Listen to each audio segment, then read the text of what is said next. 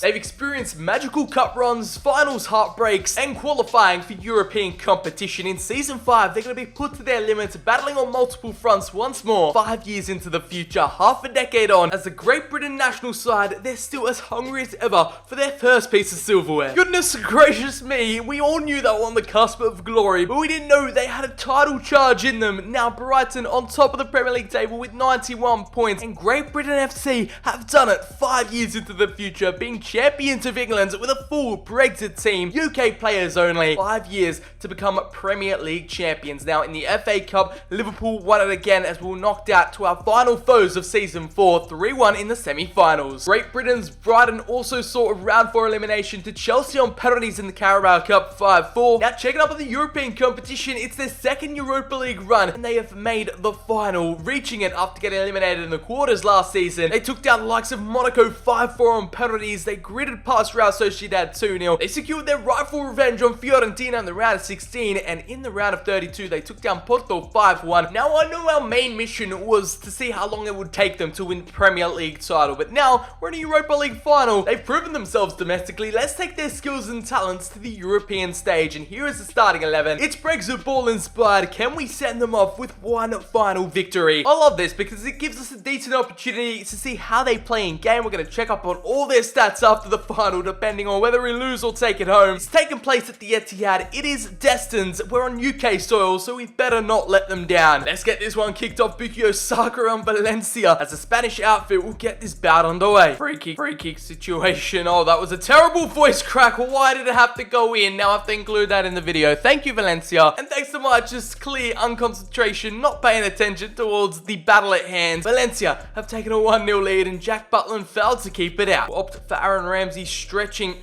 the Spanish outfit now as Adamola Lookman comes back on the inside. He's got the pace to beat some defenders, and all alone in the middle was Tammy Abraham, who'll now take a hit. Jack Cork, what a save from the shot stopper, and he was whiskers away from getting the equalizer. What a save. Corner time now, Tammy Abraham.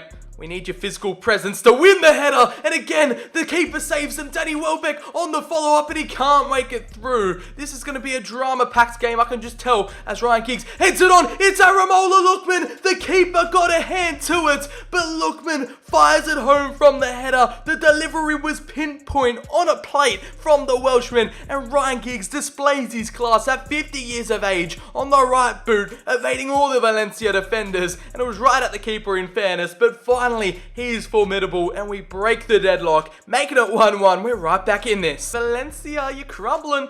I can feel the pressure getting to them as Tammy Abraham ball over the top. Danny Welbeck, you know, Tammy's going to hit that on the full. And yeah, as Lookman finds a bit of space, opens up the defense, and Tammy, all he needed was the finish. But the goalkeeper is on another level. Sir BCHD, he looks aged on the sidelines trying to give directions as Abraham doesn't really know what to do with it right now. Back to Jack Cork, who finds it inside to Danny Welbeck, and Ramiro, who is this guy? It'll actually be half-time in what was a quite entertaining affair in the first 45. We have a gargantuan second half ahead of us. Now through to Aaron Ramsey, and he spreads it all the way across to his Welsh compatriot Ryan Giggs. It's a beautiful little worked ball. Now Danny Welbeck over the top to a former Manchester United legend. The delivery inside, and it gets beautifully blocked by the defender. We go Ryan Giggs on the inside. Tammy Abraham gets there with the header, and Ramiro again is saving everything coming his way. Aaron Ramsey right beside him takes on that chitch, and he says, no, give me back possession. It is our game to win. And can he find the perfect ball through to none other than Danny Welbeck? Danny Welbs, what have you got for me, son? And he's pulled his shot wide. Running on through, but Aaron Ramsey again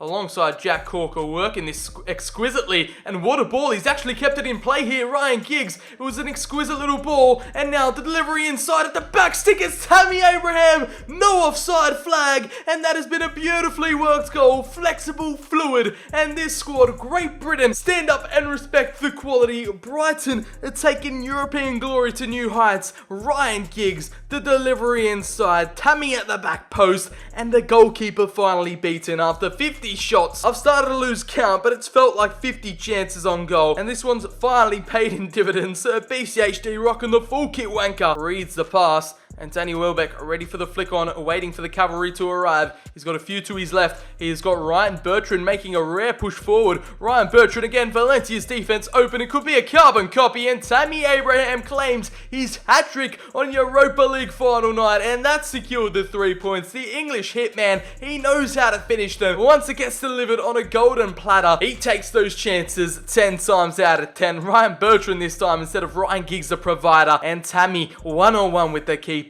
Tucks it home for the third as Great Britain are cruising to their second piece of silverware. An event of remarkable proportions held here at the Empty Hat wasn't too empty tonight, filled to the brims, packed to the rafters of great British fans, Brighton fans worldwide. What an experience it was. Ryan Giggs, Tammy Abraham with the hat-trick. It was written in the stars on UK soil as well. I'm so happy with the lads' performances. They really came into their own in the second half, and I'm so glad we decided to rewind their careers as well. The 2012 Great British squad, they weren't able to secure gold in the 2012 Olympics, but they have gotten themselves a Premier League title and a Europa League title 5 years down the line in 2025. Now the one and only, the veteran Ryan Giggs, 50 years of age, and he lifts up that glorious title. The absolute scenes here as he lifts up that title. They well and truly earned it tonight. I'm gonna miss these guys, to be fair. Let me know down in the comments below, who are your favourite players? Who took you by surprise? And do you want to see Great Britain FC reformed again today in the modern era? Right here with the final MVPs, and it's Tammy Abraham, hat-trick hero in the Europa League final. Final goal tally for the end of Season 5 is 34 goals and 6 assists. Ryan Giggs provides another double-figure goal contribution season. 28 goals and 19 assists, 37 goal contributions. Scott Sinclair, out of the blue, where did he come from? Scored 24 goals with 5 assists, 31 goal contributions for the 28-year-old now entering his peak. Didn't even start the Europa League final. Maybe he should have. Ademola Lookman with a memorable season, scoring the header in the Europa League final and scoring 15 goals with 13 assists. That is 28 goal contributions for the right mid as Aaron Ramsey. The Welshman was probably one of our man of the matches with 16 goal contributions, 10 assists from midfield. Tariq Lamptey, unbelievable scenes, 4 goals and 7 assists for Brighton's OG right back. Danny Welbeck, we couldn't secure him a goal in the final, but he scored 2 goals in 37 appearances. Finally, we can award the trophy for the most valuable. It is Tammy Abraham, now up to a market value of 162.5 million, and Aaron Ramsey, also Lookman right behind him with 128 and 126 mil respectively. That is your final look of the starting 11. We rewinded their careers, their ages to 8 years ago, back in 2012, and in the modern era as we re-simulated this team in the Premier League. Definitely something to write home about, so make sure if you did go on and enjoy this one, drop a like down below, hit subscribe and turn on the notifications as we've hit 100k thanks to you guys. If you want more quality FIFA 21 content coming at you, make sure you stay up to date. Let me know down below what are the famous Olympic teams we should be recreating in FIFA 21. As always, I've been BCHD. Have a great day, and I'll catch you all in the very next video.